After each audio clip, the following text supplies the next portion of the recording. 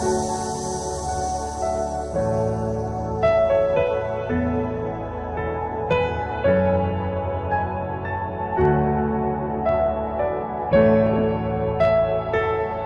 الله الرحمن الرحيم. دمان كسوق القلياشة أنا كل مرتقى عندي تعسيدة أنا قلت تعسيدة إنه مدحويني إني هرت دنتي الله نحلسته مضانا مدحوينه محمد أحمد عالم وحان سوق اللي متكلبتي نان ودرنا التعسيد تيرا له وحان رمنا مركا إن قفل وأنا قلنا جمده إني سداف سيسنان أرين تعسيد وحكة بحسن أنا ماشي الله قهدي هذا وحنا ربنا نقصدوه وكفرنا أيدي القرآن كهاد سيد عادي هاد مع العافية. أعوذ بالله من الشيطان الرجيم. كل نفس ذائقة الموت. كل نفس ذائقة الموت وإنما توفون أجوركم يوم القيامة فمن زحزح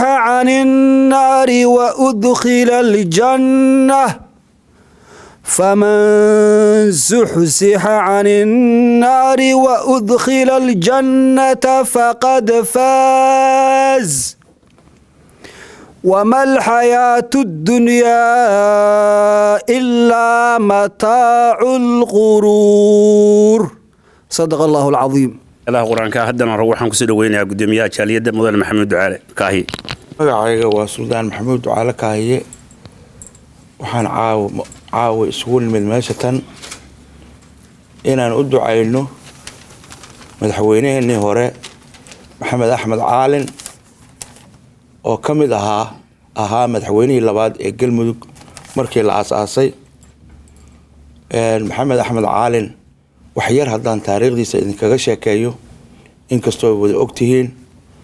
wuxuu ahaa nin ciidamada nabad sugidda Soomaaliyeed markii hore ilaa iyo korneyl ka gaaray ka bacdina diblomaad ahaa oo safaaradda Sacuudiga ee Soomaaliya ka shaqeyn jiray muddo dheer ilaa uu noqday madaxweynaha waxa ka horeysay gobernatooraha gobolka Hobyood ayuu noqday muddo soo ahaa ka bacdina waxa loo doortay madaxweynaha Galmudug Maxamed Axmed Caalin Galmudug wuxuu ahaa kiimiko aasaasi buu ahaa Maxamed Axmed Caalinna wuxuu ahaa ninkii Galmudug beesha caalamka soo dhaxdhigay Galmudug magaceedana geeyay dawladda federaalka iyo beesha caalamka intaba wuxuu kamid ahaa dadkii ugu firfircoonaa raggii yagleelidii Soomaaliya dawladeedii ku meel gaarka qayb ka soo qaatay waxaan la soo shaqeeyay muddo aad u fara badan wuxuu Maxamed Axmed Caalin ii magacaabay wakiilka Galmudug ee waqooyiga Amerika anigoo magacaasita ayuu marar badan ii magacaabay inaan ka qayb galo shir caalami ah oo International Contact Group Roma lagu qabtay Maxamed Axmed Caalin wuxuu ahaa ninkii deegaanka Galmudug jilbaha u dhigay marka laga soo tago kiimiko Allah u naxariistaasna oo ahaa aasaasihii Galmudug waxaan maanta halkaan isugu nimid walaalkeen madaxweynihii hore inaan faataxa u marro inaan u ducayno jannadii raxmo Ilaahay inuu ka waraabiyo nin waxa weeye aad iyo aad noogu weyn waxa weeye nin aad iyo aad qayb ka soo qaatay horumarinta Galmudug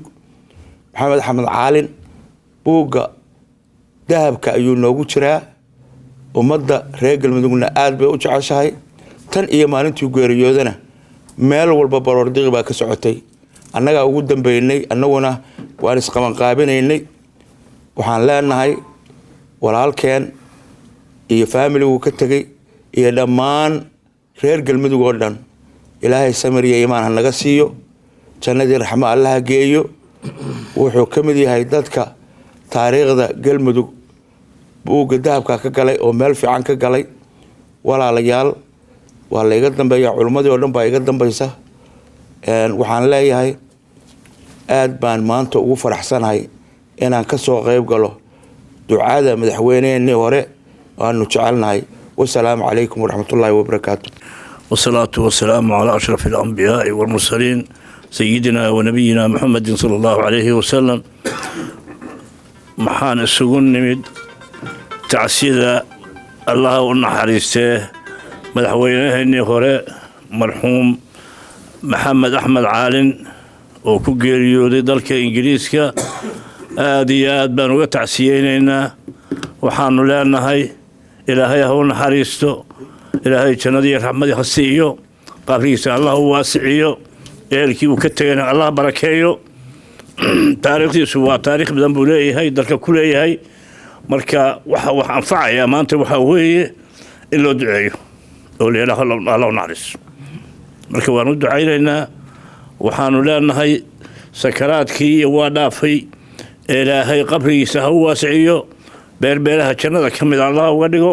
والسلام عليكم ورحمة الله وبركاته. بسم الله الرحمن الرحيم. الحمد لله رب العالمين والصلاة والسلام على أشرف الأنبياء والمرسلين سيدنا محمد وعلى آله وصحبه أجمعين.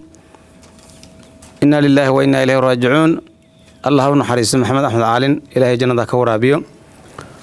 لما هالكاسة وذا الصعنا وحا اسكو دردار مينا intaana maqlaysa ama isla joogta ama codku gaari doona ilaahay ka cabsano meeshaas walaalkeen ama madaxweynaha maanta ciidda lagu rawa qof kasta naga mid ciidda lagu rawa dhimanaya la kala dambeyn ma hayo qof kasta kaas u dhimanaya aayadii hadda quraanka lagu furfuray ilaahay wuxuu ku leeyahay macalinku noo aqriyay kullu nafsin dhaa'iqatul maut naf kasta geerida ay dhimanaysa wax kasta nool bani aadam iyo wax walba wixii nool naf ilaahay si geerida dhimanaysa وإنما توفون أجوركم يوم القيامة إلهي وحولي وحاليني وفي الدونا وحي عاشقيستين قفكو هدو مالك الشقيو مركو شقادة لما يسمى مشاركي سال الله كينا وحوي مركا قد يوم وضا شقينينا إما إنا خير كشقينو إما خير كشقينو قفك استنا وحالو فينا هيا وحي أو شقيستي حداد وناك سميسي لقا إلهي كاسي جيما هيا إن الله لا يدعو أجر المحسنين وحي آسميسي لو أقمر سيما هيا haddaa xumaan samaysatana ayagii baa mataqaana ku imaanaya ilaahay quraankiisa kariimka wuxuu ku leeyahay faman ya'mal mithqala dharratin khayran yara waman ya'mal mithqala dharratin sharran yara qofkii hadduu sameeyo wax yar haba yaraat wax xumaanana uu arkin haba yaraadan wax wanaag hadduu sameeyo wala horkeena ayagana marka ilaahay aan ka yaabno maanta meeshaan waxaan u baahannahay u baahan yahay marxuumkaas in loo duceeyo ilaahay inuu ka dhaafo wixii gaf ka dhacay adoon buu ahaa hadda dhamaanteena waa gafaynaa wax kasta mataqaana la imaanayna marka ilaahayna u weydiino ilaahay inuu ka dhaafo wixii gaf ka dhacay uguna ducayna ilaahay ridii raxmadiisa uu siiyo annakuna aan ku cibro qaadano marka waqtiga la gaaro madaxweyne iyo wasiir iyo sheekh iyo صالح يا ضالح مدحون مد فيعان لو كلا دمay ma hayo mid kasta ajal buu leeyahay waxa lagu kala fiican markii aakhir la tago baa qofkii wanaag sameystan la kulmahaya kii wanaag darro sameeyay dib ku imaanaya laakiin adduunka inta la joogo qof kasta waxa weeye waa loo sineeyay geeridaas kana fiican iyo kana xun iyo kana la jecel yahay midna ma la dhimanaya marka ahalkii uu ka dhintana waxaan ma taqaan ugu doonaa sabr ilaahay sabr ku arsuqaan leenahay ha ku sabreen musiibadaas ha ka ajar kasbadeen nabigeena maxamed sallallahu alayhi wa sallam ayaa quraanka in badan risaalada Ilaahay noogu soo dhiibay baan Ilaahay noogu sheegaya in badan sabarku faa'iido u leeyahay marka ahalkiina sabir baan u dardaarmayna in Allah maca saabiriina leenahay qofka saabirka ee musiibada ku sabra Ilaahay baa la jeebal bil wa nasr annakuna dhamaan waa iskaga tacsiyeynayna waxaan maanta u baahana waa duceen loo duceeyo Allahu naxariisto qabriga Allah u waasiyo Allahumma thabbithu bil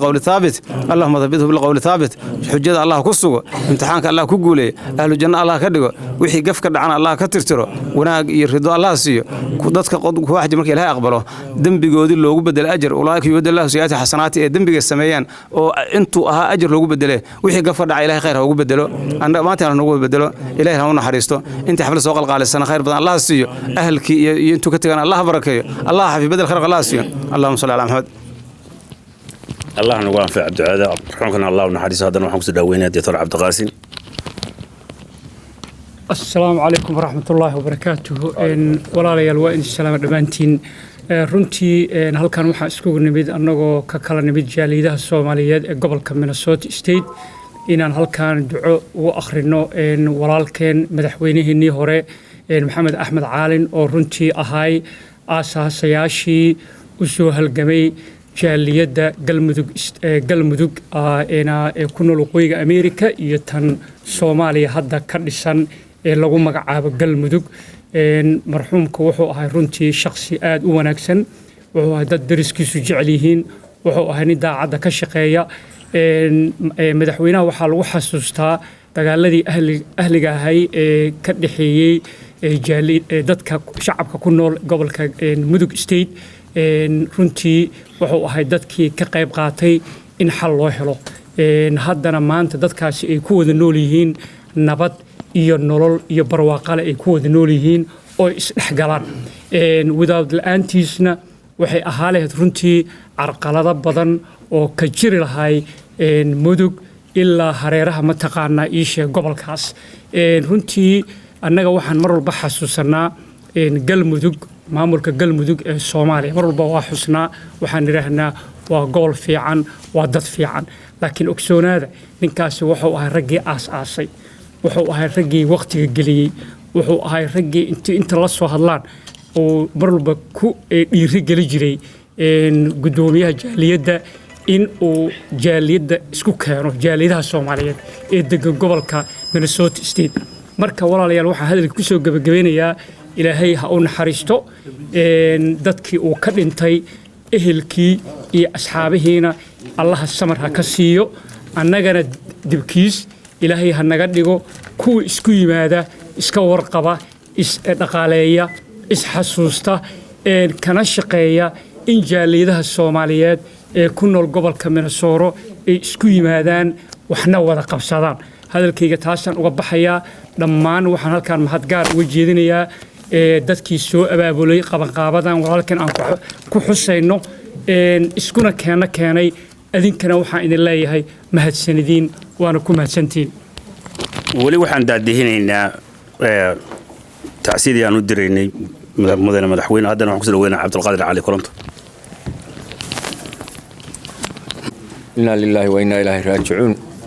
halkan waxaan uga tacsiyanaynaa annagoo ah jaaliyadda ku noqon waqooyiga Ameerika, gaar ahaan Minnesota. halkan waxaan uga tacsiyanaynaa madaxweynihii hore maxamed axmed caalin. ilaahay subxaana wa tacaala samir iyo iimaan allaha naga siiyo dhammaanteen, eheladiisina samir iyo iimaan allaha ka siiyo. kulli waa la wada dhimanaya, waa loo kala horeeyaa, qofba maalin baa meesha la geynaya. wuu naga horreeyey, annaguna waa ka tabadegi doonaa haddii ilaahayno. anigu maxamed caalin waa la soo shaqeeyey, waxaan wada joognay Sacuudi Carabiya markuu ahaa qusulka Sacuudi Carabiya. wuxuu ahaa nin wanaagsan oo aad dadka iska weynaysiin, oo dadka dhex fariista, dumarka iyo ilmaha iyo dadka waaweyn iyo siyaasiyiintaba aan kala soocin, oo isku arag inuu yahay nin madaxoo maartay dadka ka sareeya. waa nin wuxuu ahaa qalbi fiican oo aad iyo aad u wanaagsan oo dadkiisa dhex jooga. waxaan garanayaa intii safaaradda markuu ka soo rawaxo inaan isku imaan jirnay 9 fiidnimo meelahaas ilaa iyo 12 dadka dhan isugu yimaadaan, himinkaas oo dhan u sheekeeyo, himinkaas oo la baashaalo, siyaasadda uga sheekeeyo. xilligii waxay waliba maartay arrintu iska kacsanay. nin aad iyo aad u qalbi fiican buu ahaa. kadibna waqti hadee uu noo qabtay maamulkii galmudug, asuu iyo rag kalaba oo asuu u horeeyo ay noo aasaaseen maamulka galmudug. heerka maanta aan marayno ku faanayno maanta ilaahay weyna waxaad ka soo rag gaarsiiyay buu kow ka ahaa. marka ninkaas wuxuu ahaa nin ehlo sharaf ah oo aad iyo aad u karaamaysan. ilaahay waxaan uga baryaynaa qabrigiisa ilaahay inuu u nuuriyo, asaga iyo rag lamidana wax lamid ilaahay inuu noo kiciyo oo noo keeno sidoo u dadaalay iyo sidoo wax u qabtay iyo sidoo dadka ugu firfircoona. anigu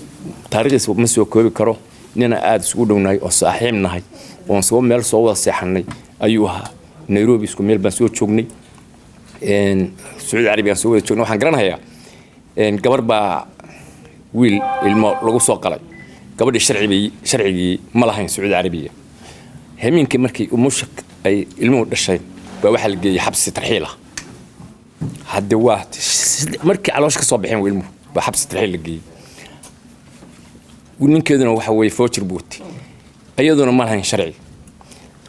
safaaraduna waxyaalo noocaas inay ka sheekayso ama qabato waa mamnuuc la waxa weeye wadanka foojirkiisi weeye caalin wuxuu ahaa ninkii dhexda u xirtay oo gabadhiina soo saaray ilmihiina soo saaray oo darajadiisii iyo awoodiisii ka doortay inay baaba'do inuu ku bedesho inuu dalka iyo ilmahaas wax u qabto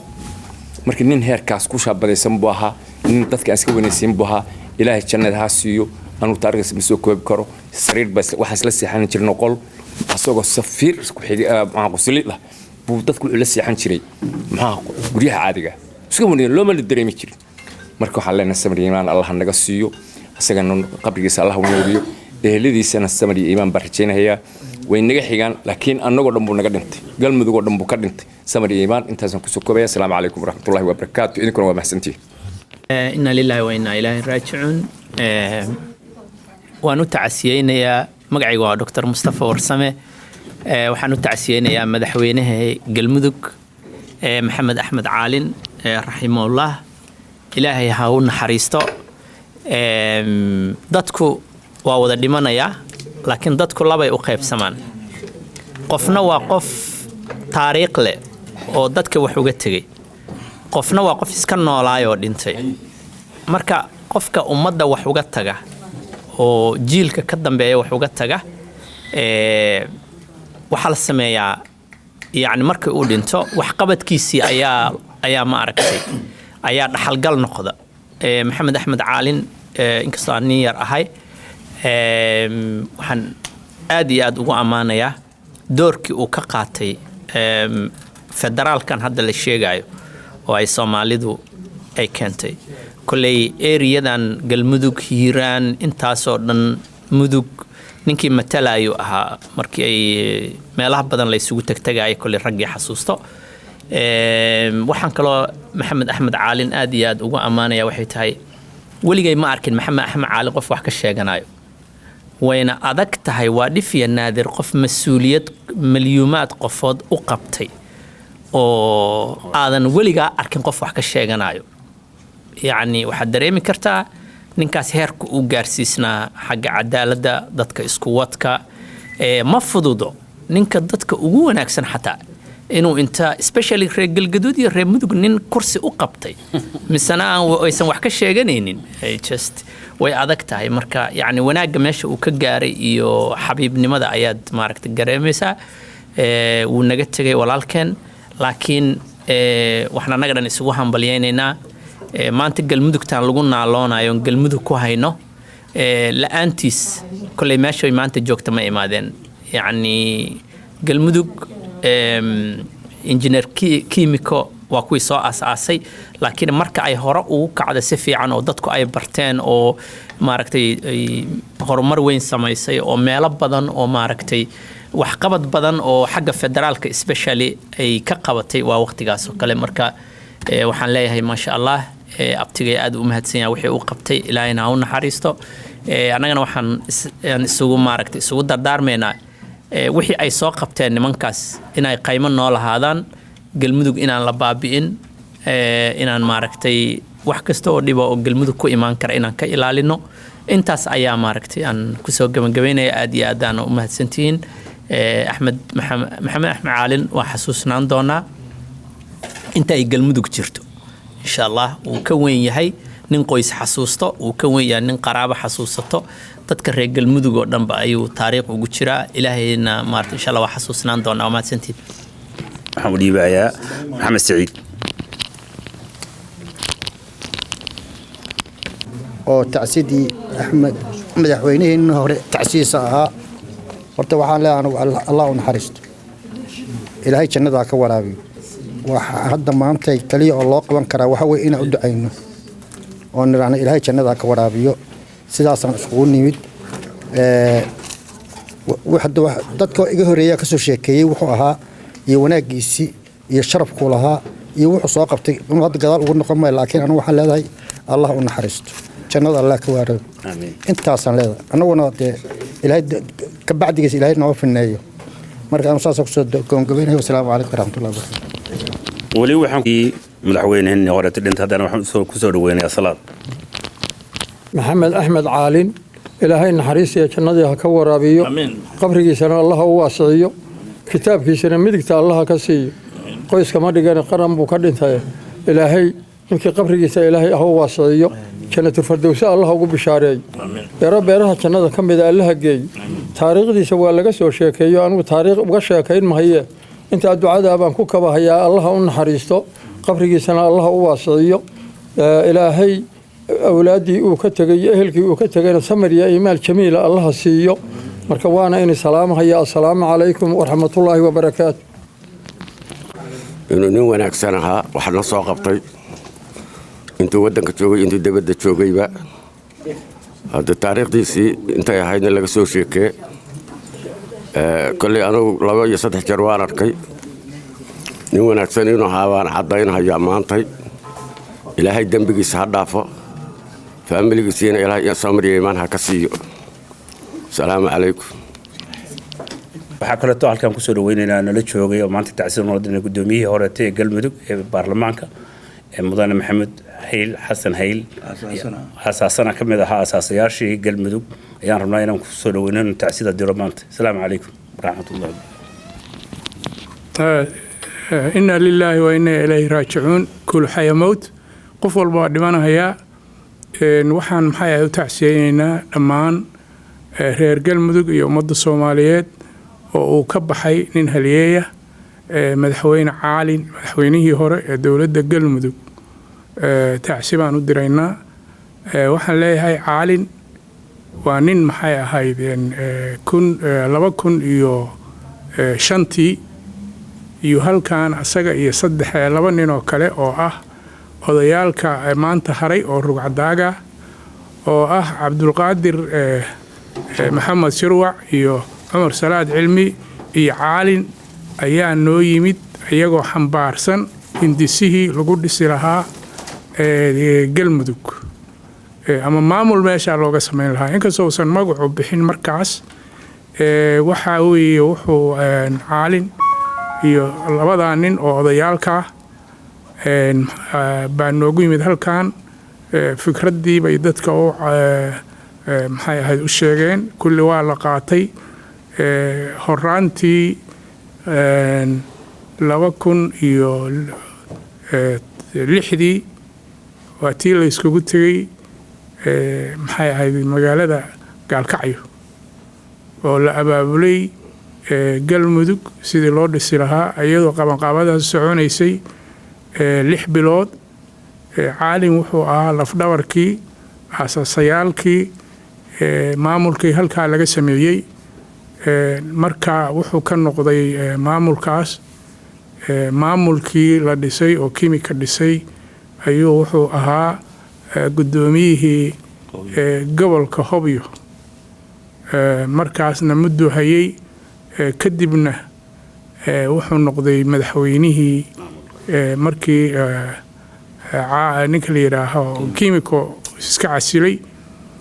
wuxuu noqday madaxweynihii galmudug wuxuu gaarsiiyey aqoon rasmi ah oo galmudug internationally ay ka mid noqotay 2 maamul oo markaa jiray oo ahaa Puntland iyo Somaliland wuxuu ka qayb galay Garowe 1 iyo Garowe 2 taas oo looga baxayay